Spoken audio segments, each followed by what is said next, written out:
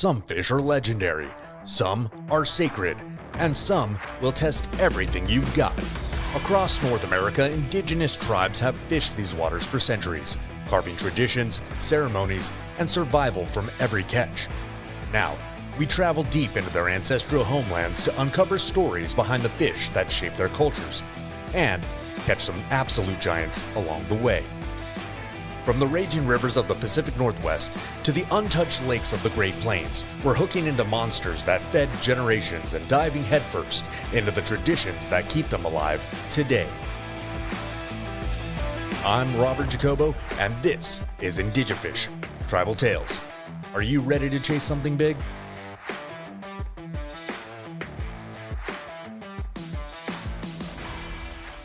All right, so we're out here in Redondo Beach, and what a beautiful day.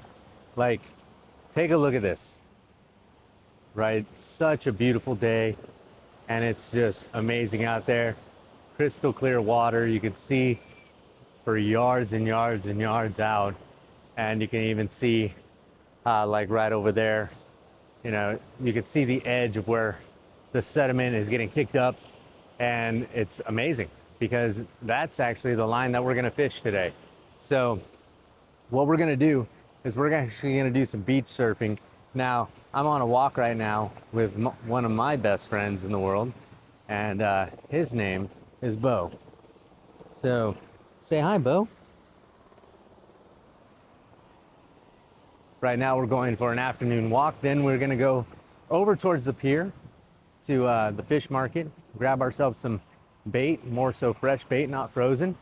It's a lot easier to stay on the hook, and what I've noticed is that it's just one of those situations where I feel like I catch more. We're gonna pick up some squid and see also too about picking up some shrimp. I noticed that a lot of the yellow croakers and stuff like that, they like to eat that shrimp, and they tend to pop the line pretty good when I have it on. So I want to see about getting some of that, and then what we're also going to do is we're going to go fix up our line a little bit. We're going to take out our surf fishing rod, right, the dowel pole. Once again, the reel itself is still kind of doesn't have that anti-reverse, so I may switch that out with my Akuma reel just until I get a new surprise in the mail. But yeah, for what it's worth, guys, it's a beautiful day outside. So I'm gonna get down to fishing that, right? Because we got high tide coming up at about 2:26 p.m. today. So I wanna get in front of that about 2 hours. That's when I've usually found that I have the most luck. Now, it is kind of midday. So if we happen to get skunked out during this time, it's not that it's necessarily unusual, because you got to keep in mind the water's getting a little bit warmer. Fish like to retreat to a little bit cooler waters, but with hopefully the luck of high tide, we're getting a lot of that sediment that's getting kicked up from the shore back into those areas where, you know, you have little troughs from the sandbars and stuff, and hopefully we can get some fish, or, you know, leopard sharks, or, you know, stingrays or anything like that, that are coming into those troughs and actually making a day of hitting that little sediment buffet. So if anything, guys, I'm excited for it. And not only that, but we're fishing during the day and not necessarily at night. I definitely love fishing during the day a little bit more than I do at night. But, you know, fishing is fishing. I love all forms of it. So what we're gonna do is I'm gonna get to walking this guy a little bit more, and we're gonna go ahead and get our gear ready and hit down to the beach after we pick up some bait. So I will keep you guys posted, so stay tuned, guys.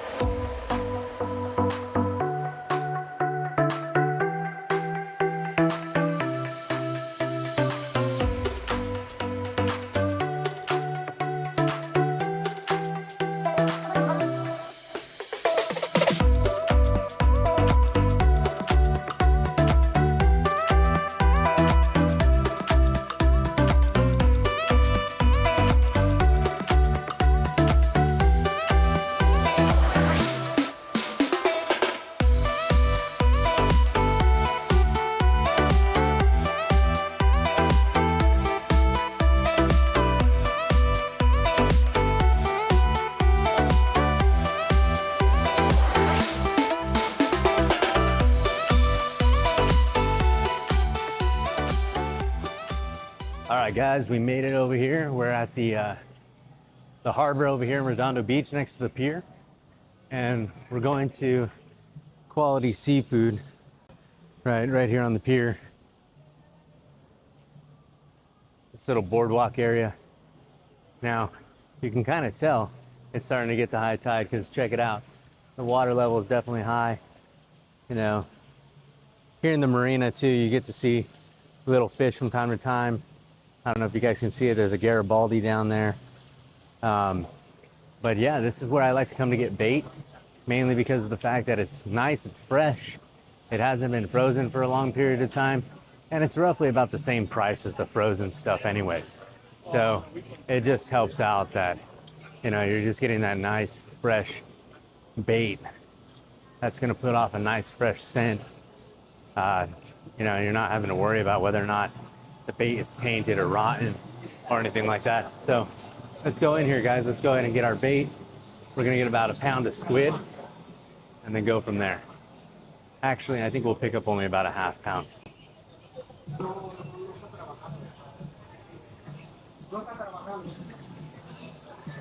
Right behind you.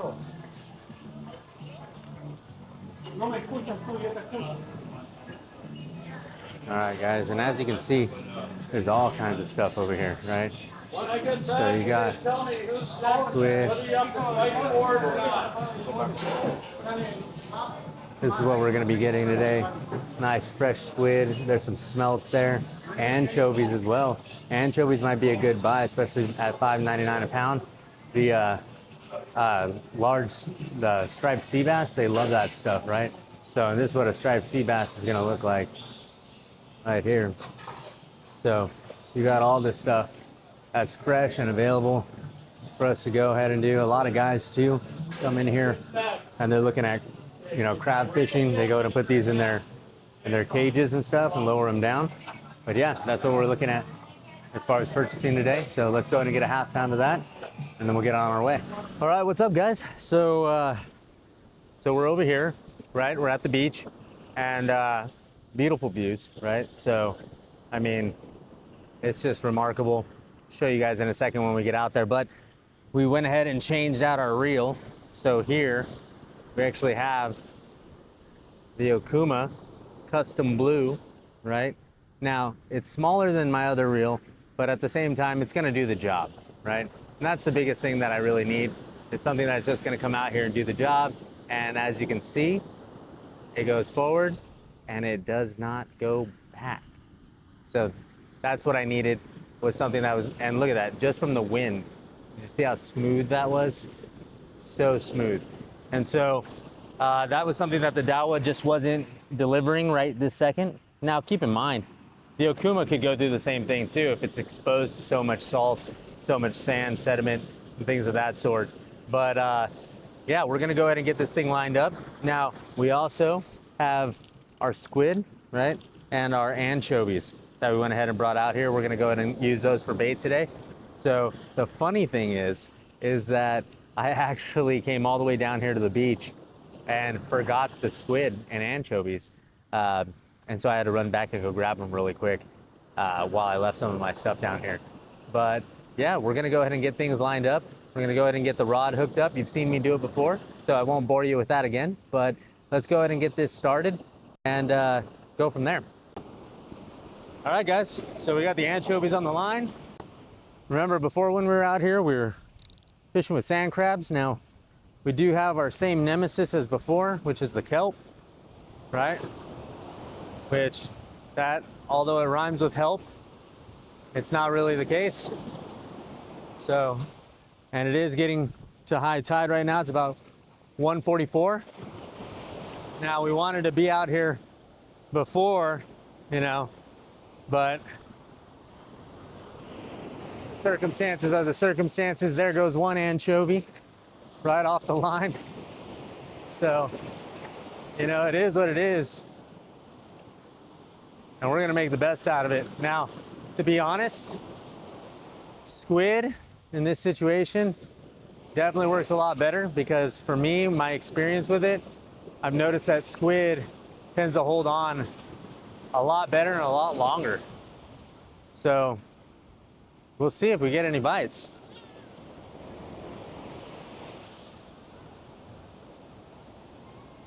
Now, we didn't get too long of a cast, to be honest, because what it was is that we're actually what am I thinking of?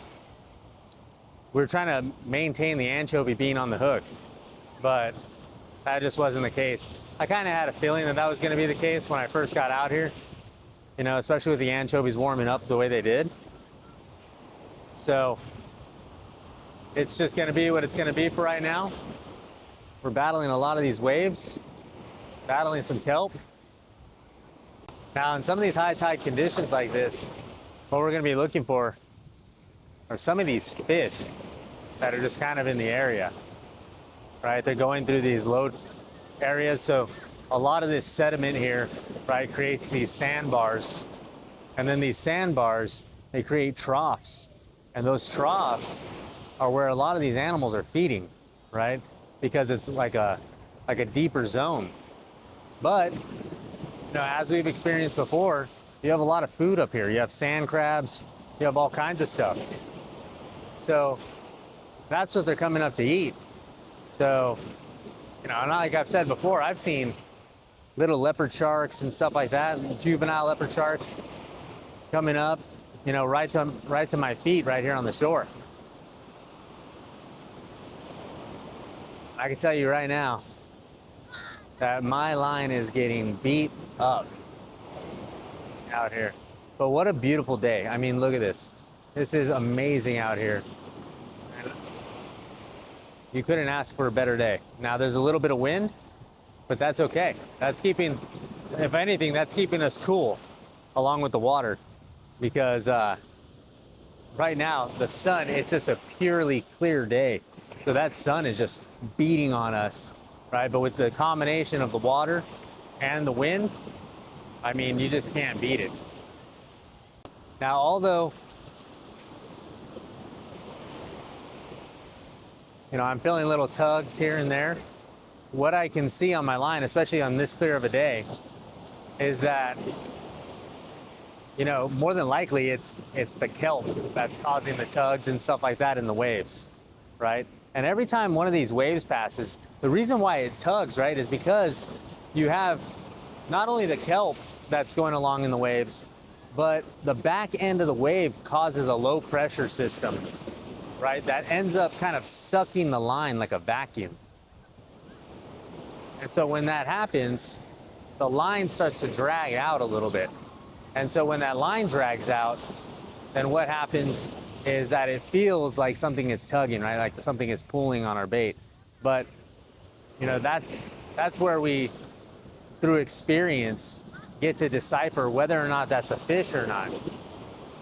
Now, the one thing I could tell you I'm glad about regarding this kelp is what I'm seeing is a lot of broken pieces, right? It's not like there's a lot of pieces where, you know, it's like massive balls and chunks. And I see a couple of them, but they're relatively inshore. And from the steps above, I did see a few big chunks and stuff like that floating around. But for the most part, the stuff that's right here by my feet is relatively kind of broken up, not too concerning, right? Obviously, if it gets on my line, then I'm gonna have not necessarily the greatest day in trying to navigate it, but it's a lot better than one of these giant chunks grabbing onto my stuff and me having to redo my line because it gets cut or broken. And then also too, that'll help keep me from having hooks in the water, right? I don't ever like to lose hooks in the water if I can prevent it. So, all right, so we got something on the line right now. Maybe, I don't know. It might have just been kelp, but let's see. All right. I thought I felt nibbles and stuff like that. I think the trick was we needed to stand a little higher on this shelf.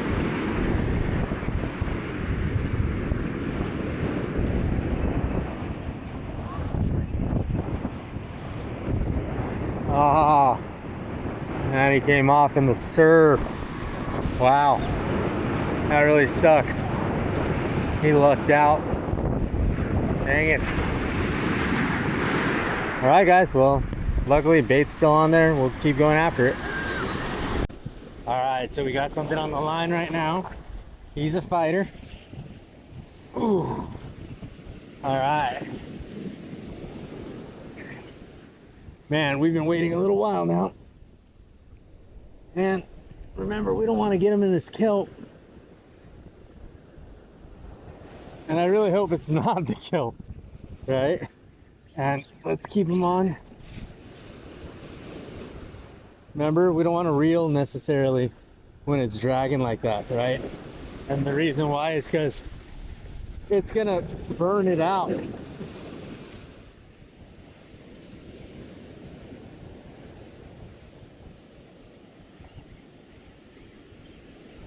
Let him pull. Remember, he's gonna get tired out in this wave too, you know what I mean?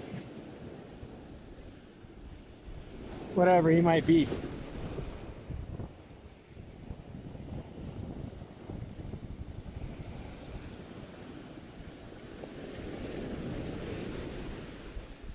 Let's see.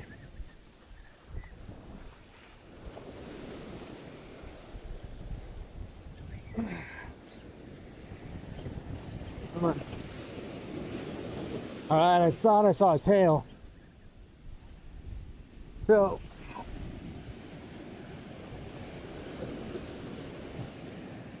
definitely a fin. All right.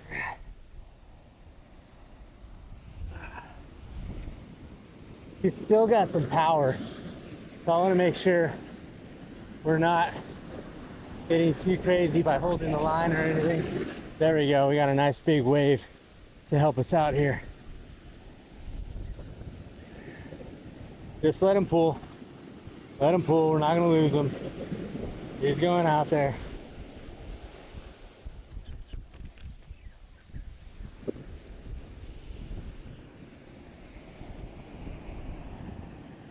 All right. It looks like a good sized leopard shark here. Good job, guys. There we go. That's something that we've been waiting for today. Woo!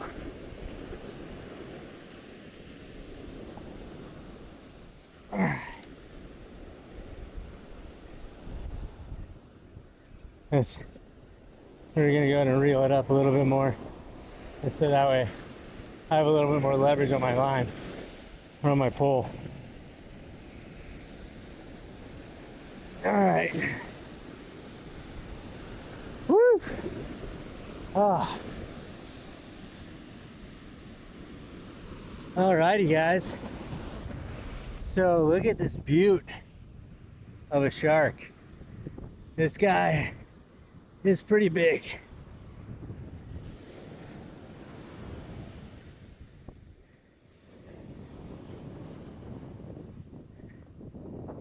Look at that beauty.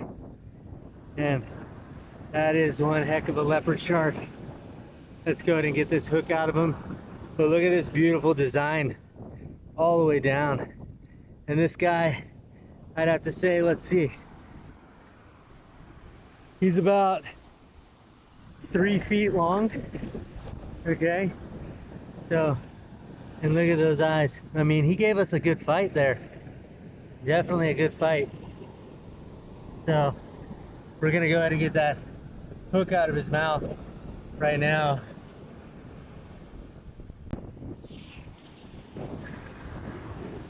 Hey, bud. Relax. Relax. You're okay. All right, so here we are. We got ourselves a leopard shark, right? This guy is beautiful. Check him out. Very, very strong. Gave us a great fight. And so that's something that we can be proud of, right? And we got to give this guy a kiss for sure. Mwah. That is a beautiful, beautiful shark that we're able to catch. Guy who just sucked our squid right up. And honestly, I think we're gonna go ahead and call it a day, because I don't think we're gonna get any better than that right now, especially with the surf the way that it is.